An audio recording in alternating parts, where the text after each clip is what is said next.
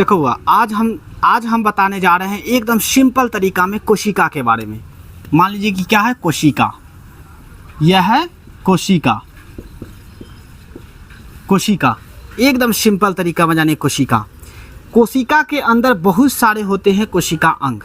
कोशिका के अंदर बहुत सारे होते हैं कोशिका अंग, जिसमें एक होता है माइटोकॉन्ड्रिया, जिसे कोशिका का पावर हाउस कहते हैं। इसे कोशिका का पावर हाउस कहते हैं, इसी को ऊर्जा का फैक्ट्री कहते हैं। उसके बाद होता है वेहिकल्स, जिसको वेहिकल्स कहते हैं। यह पानी को सूखने से बचाता है। कोशिका के अंदर पानी की कभी कमी नहीं होगा।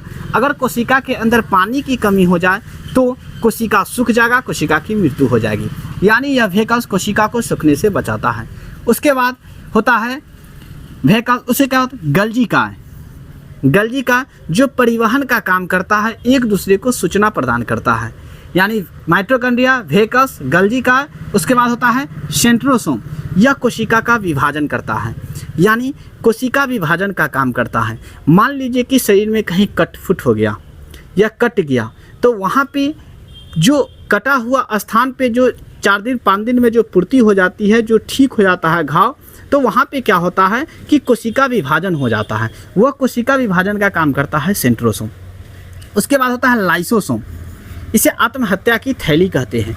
लाइसोसोम को आत्महत्या की थैली कहते हैं। अगर यह लाइसोसोम किसी को संपर्क में चला गया या फिर इसका एंजाइम कहीं भी 2 बूंद गिर गया तो उसकी मृत्यु हो जाएगी। अगर ये सब ठीक से काम नहीं करेगा तो ये किसी के पास जा कर के तनका छिड़क देगा। जैसे ये मार्कर है, इसका इंक थोड़ा छिड़क दिए, मतलब वह समाप्त हो जाएगा। उतना तो छिड़क देंगे तो ब्लैक हो जाएगा, तो उसी जगह पे लाइसोसोम का एंजाइम कहीं पे छिड़क देगा तो यह समाप्त हो जाएगा। तो इसे आत्महत्या की थैली कहते हैं। यानी यह फटेगा तो खुद तो चौपट होगा, सबको चौपट करेगा। उसके बाद राइबोसोम, इसे प्रोटीन का फैक्ट्री कहते हैं। यानी प्रोटीन निर्माण का काम जो है यह राइबोसोम करता है, प्रोटीन निर्माण का काम। छोटे बच्चे को विकसित होने के लिए प्रोटीन की आवश्यकता होती है सबसे ज़्यादा, जो कि सबसे ज़्यादा छोटे बच्चों में प्रोटीन का निर्माण होता है, यह राइबोसोम करता है। यह राइबोसोम प्रोटीन का निर्माण करता है, इसे प्रोटीन का फैक्ट्री कहते हैं। उसके बाद होता है एंडोप्लाज्मिक रेटिकुलम। यह 2 प्रकार के होता है, एक स्मूथ एंडोप्लाज्मिक रेटिकुलम, एक होता है और राउट एंडोप्लाज्मिक रेटिकुलम। यानी एक होता है 70S, एक होता है 80S। यह प्रोटीन है, एक जो कि प्रोकैरियोटिक और यूकैरियोटिक में पाया जाता है। उसके बाद यानी माइटोकॉन्ड्रिया, वेहिकल्स, गल्जिका, centrosome, lysosome, ribosome, endoplasmic reticulum. उसके बाद बीच में होता है न्यूक्लियस, जो पूरे कोशिका अंग को यह कंट्रोल करके रखता है।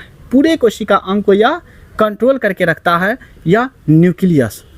उसके बाद इसके अंदर होता है केंद्रक के अंदर जो होता है वह एक द्रव के रूप में यह तैरते रहता है, इसे बोलते हैं केंद्रक द्रव्य, यानी केंद्रिका द्रव्य। केंद्रिका द्रव्य यानी न्यूक्लियोसाइड।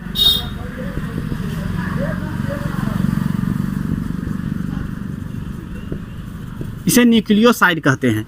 उसके बाद यह कोशिका के अंदर जो है वह कोशिका द्रव्य है। यह कोशिका द्रव्य में जो है यह पूरा कोशिका अंग जो होता है वह तैरता हुआ रहता है, जिससे कि एक दूसरे के संपर्क में आकर के कभी टूट फूट नहीं होता है और सभी अपने अपने काम करते हैं, यानी कि यह तैरते रहते हैं। इसे बोलते हैं कोशिका द्रव्य। इसे बोलते हैं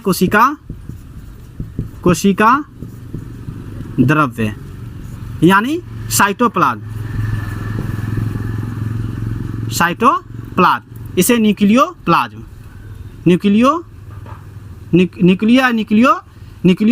प्लाज्म, ठीक है, इसे बोलते हैं। उसके बाद अगर एक सबसे इम्पोर्टेंट क्वेश्चन है जो कि बहुत बार बोला है, अगर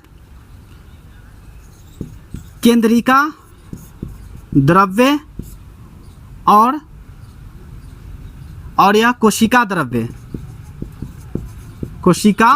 द्रव्य या दोनों का अगर मिला देंगे तो ये दोनों को मिला देंगे, दोनों को मिला करके जो निर्माण होता है उसे बोलते हैं जीव द्रव्य यानी प्रोटोप्लाज्म।